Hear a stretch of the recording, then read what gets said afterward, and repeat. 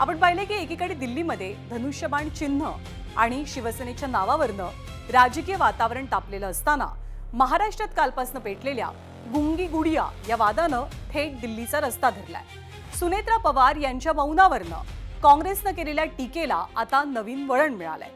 कारण आहे शिवसेना पक्षाचे खासदार संजय राऊतांचं एक वक्तव्य. रोखठोक राऊतांनी त्याच भाषेचा वापर करत थेट पंतप्रधान नरेंद्र मोदी आणि केंद्रीय गृहमंत्री अमित शहांवर गुंगा गुड्डा असं म्हणत टीका केली. दरम्यान आजही संसदेमध्ये इंडिया आघाडीकडनं अमित शहा संसदेत येत नसल्यानं आंदोलन पुकारण्यात आलं.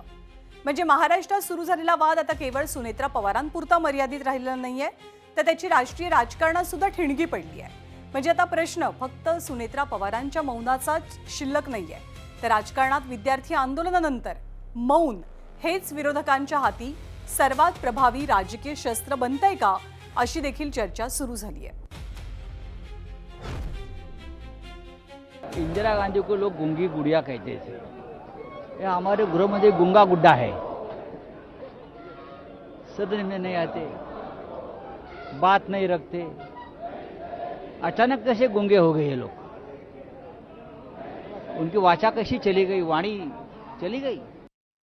बीडच्या कायदा आणि सुव्यवस्थेवर प्रश्न विचारला गेला आणि त्यावर त्यांनी मौन बाळगलं.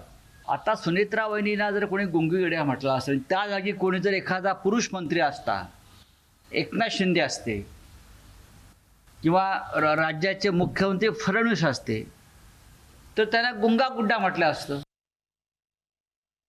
भविष्यामध्ये सरकारमधले असे अनेक गुंगे गुड्डे आहेत, अडचणीच्या प्रश्नावरती उत्तरं द्यायचं टाळतात.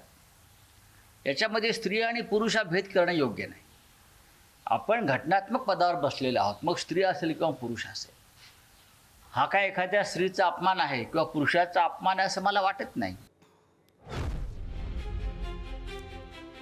तर एकीकडे संजय राऊत यांनी गुंगा गुड्डा असं संबोधत केंद्रीय गृहमंत्री अमित शहा यांच्यावर निशाणा साधला, तर दुसरीकडे महाराष्ट्रात गुंगी गुडिया प्रकरणावरनं राष्ट्रवादी आणि काँग्रेस आमने सामने उभे राहिले.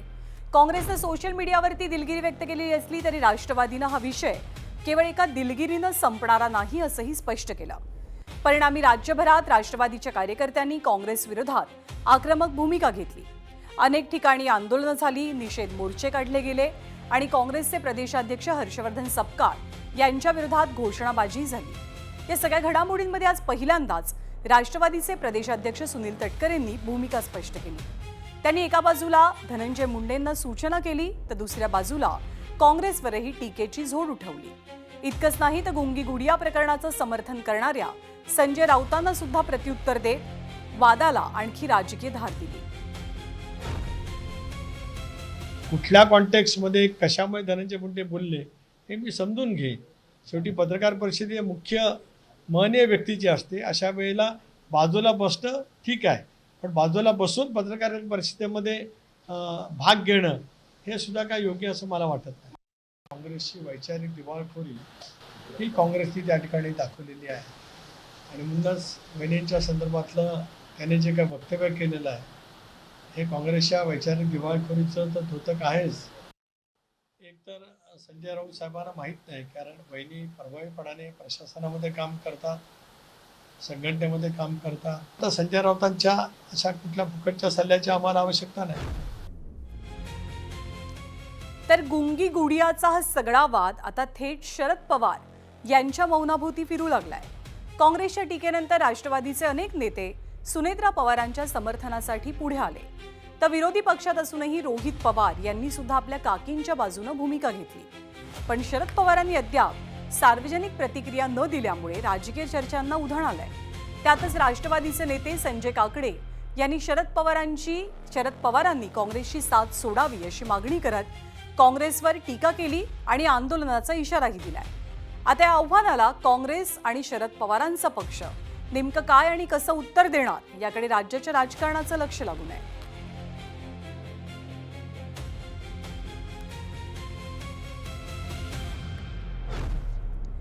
तर उपमुख्यमंत्री आणि राष्ट्रवादी काँग्रेसच्या अध्यक्षा म्हणून सुनेत्रा पवारांनी जबाबदारी स्वीकारल्यानंतर त्यांच्या नेतृत्व शैलीची सातत्यानं चर्चा होते.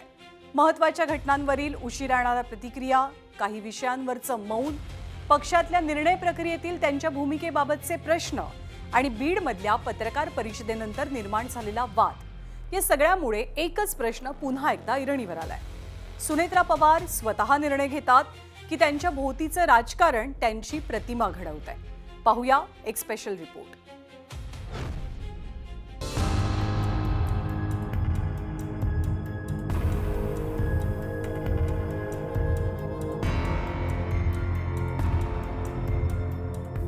अजित पवार यांच्या राजकारणाची ओळख होती थेट संवाद, झटपट निर्णय आणि कार्यकर्त्यांशी थेट कनेक्ट.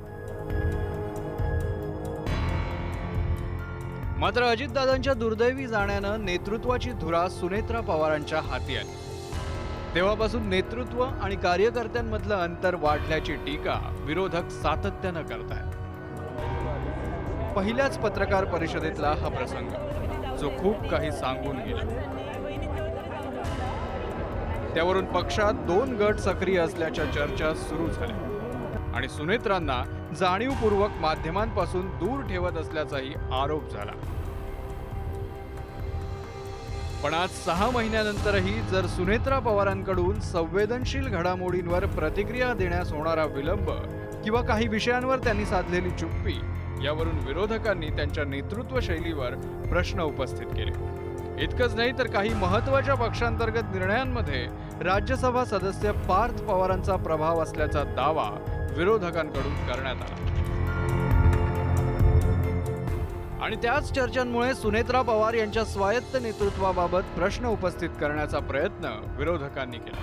इतकंच नाही तर पक्षातील काही वरिष्ठ नेत्यांचाच प्रभाव अधिक असल्याची चर्चा राजकीय वर्तुळात रंगत असताना बीडमधील पत्रकार परिषदेतील एक प्रसंग चर्चेचा विषय ठरला.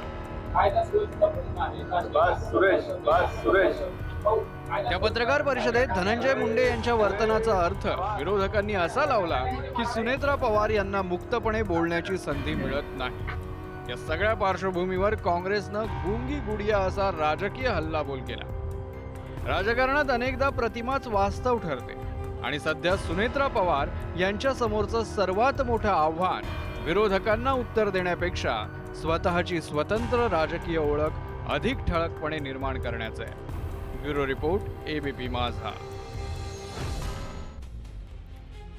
तर असं म्हणतात की नेतृत्व केवळ पदानं मिळत नसतं, तर ते निर्णयातनं, संवादातून आणि संकटात घेतलेल्या भूमिकेतनं सिद्ध करावं लागतं. सुनेत्रा पवार यांच्यासमोर सुद्धा आज नेमकी हीच परीक्षा आहे.